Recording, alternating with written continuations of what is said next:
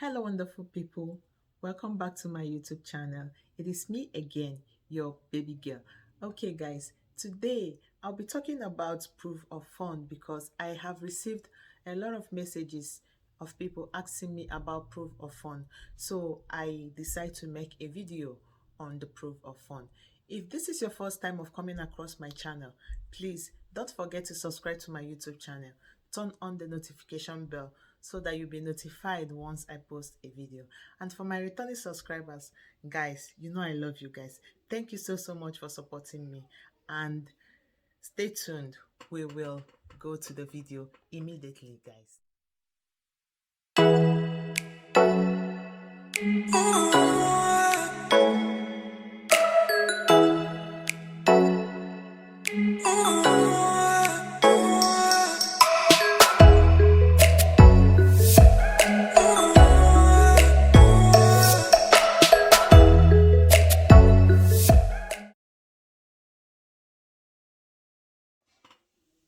So guys, let's start by knowing what proof of fund is. Proof of fund is referred to a document that demonstrates a person has the fund available for a specific transaction. You need to have a fund available for a specific transaction. Let's talk about why we need this proof of fund. Why do the Canadian government, the Canadian embassy, need this proof of fund? The reason why they need this proof of fund is for you to show them, is for them to know that you will be able to take care of yourself and your family that you are relocating with to Canada, to show them that you are able to take care of them in case you come to Canada and you couldn't find a job for, like, let's say for 3 to 6 months. You must have a fund to take care of, to cater for your family, to rent, to pay your house rent, and to feed your family. They do not want someone to come to Canada and become a burden to the government of Canada. That is the main reason why they are requesting for the proof of fund, guys. Yes. So, what is this proof of fund? How can I get this proof of fund? The way you can get this proof of fund is you have to go to your bank. Before you go to your bank to print out this proof of fund, you should have a certain amount of money in that account, and it must be an active account. Yes, it must be an active account that you have been using for like 6 to 1 year. Yes, and you must have been making transactions from that bank. I don't know if you guys understand. Like, the account must be an active account. When I say an active account, what I mean is you have been making transaction, like money has been going out from that account, and money has been coming in from that account. This is what I mean by an active account. So, and it will be for 6 years, for 6 months, 6 to 1 year. Yes. And the money in your account must be enough to take care of your family.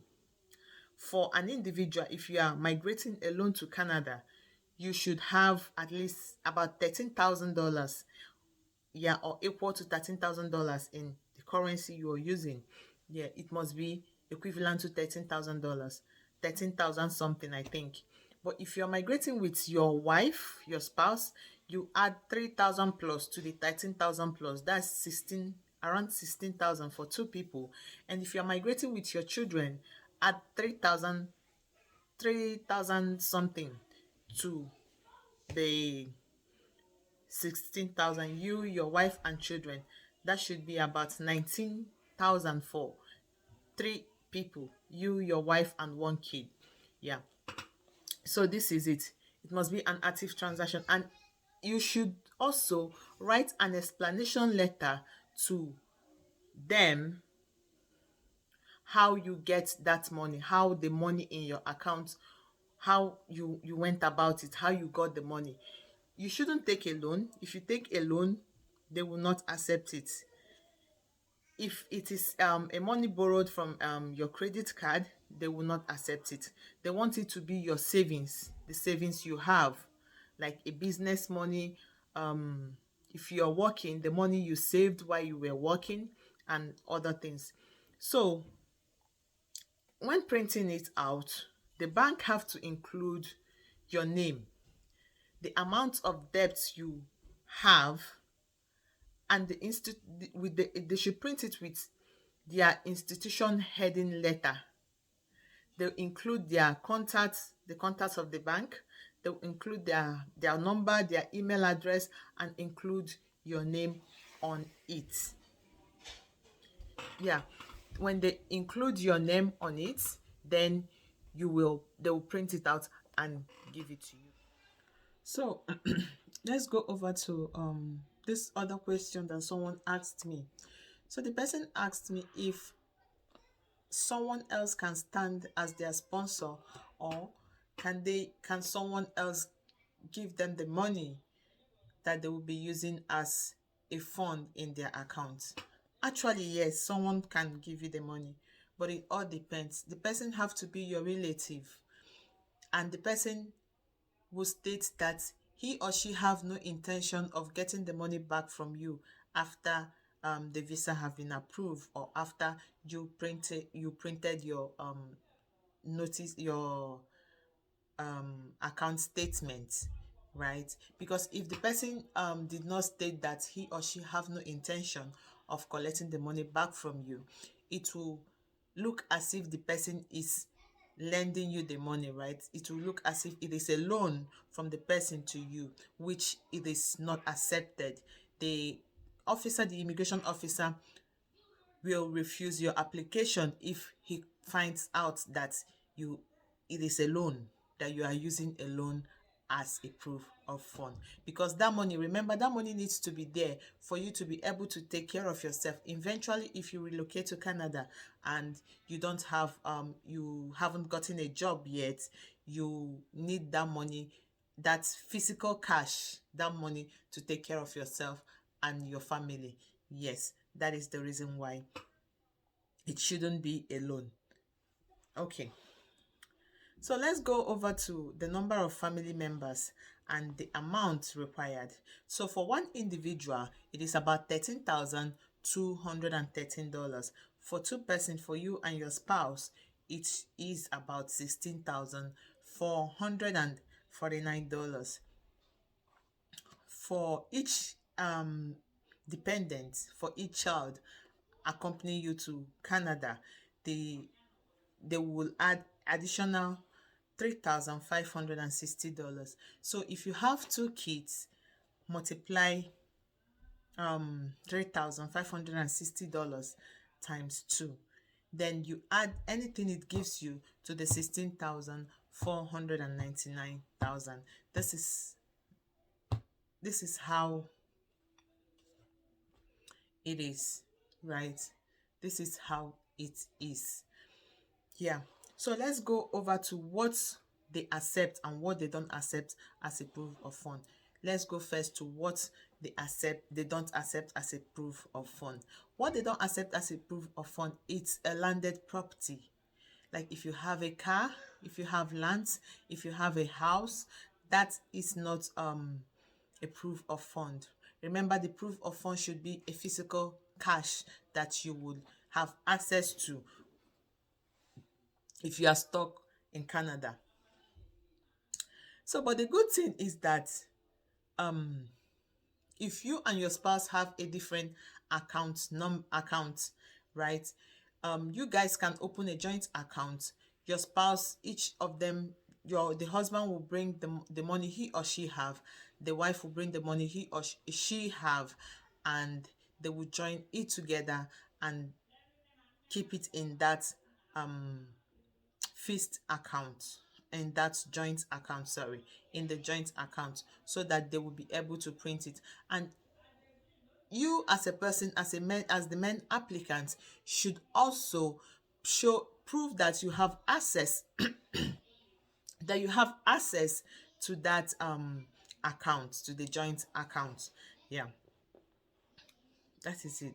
The money must be available to the both of you when you come into Canada.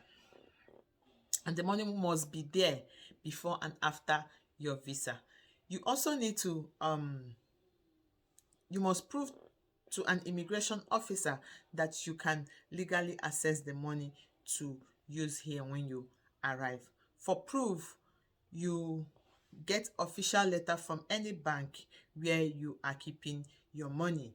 The letter must be printed in a letter heading that contains the name of the bank, yes, and include the contact address of the bank, the phone number, the email address, and also you should include your name too in the statement, and also include for each current bank and investment account the account number, date each bank was open, current balance of each account, average balance for the past 6 months.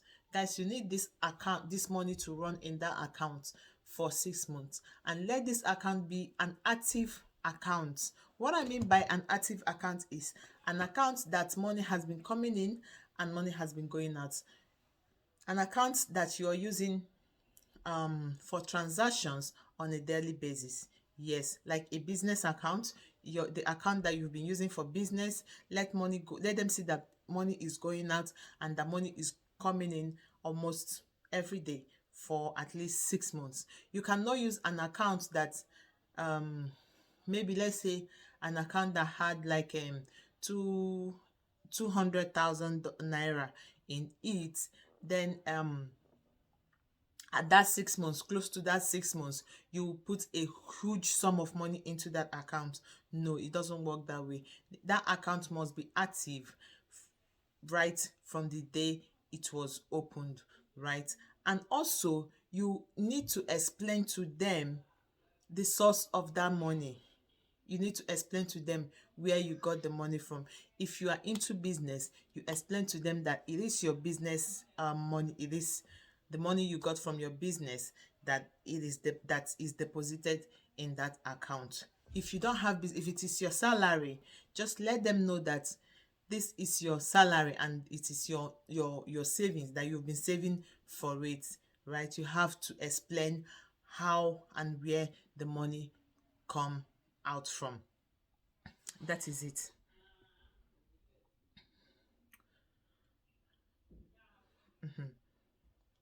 So bring as much money as you can. This will make moving and finding a home in Canada easier when you arrive to Canada. You have to tell the border officer if you are bringing more than 10,000 Canadian dollars. So lovely families, this is where I'll be ending the video on proof of fund today. Yes, proof of fund, this is where I'll be ending it today.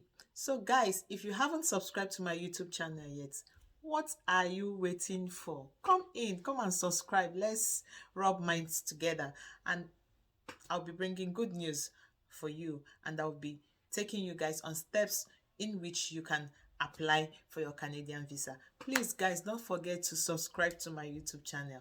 Please, I beg you people, please subscribe to my YouTube channel, turn on the notification bell, like and share my video with your friends, and also do not fall a victim of scam.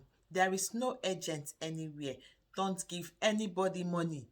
Do not give anyone money to get you a Canadian visa. No one can get you a Canadian visa. You can get a Canadian visa yourself, okay? Do not give anyone any money. Even me, do not give me money. I don't need your money. Don't give me money to apply for visa for you.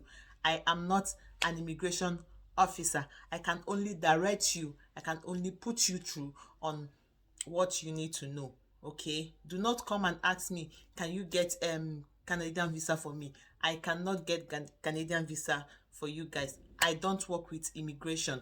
I am only imparting the little knowledge the little thing I know about immigration. That is it. So guys, have a wonderful day and make sure you take care of yourself. Bye beautiful people. I love you guys. Bye guys. Bye.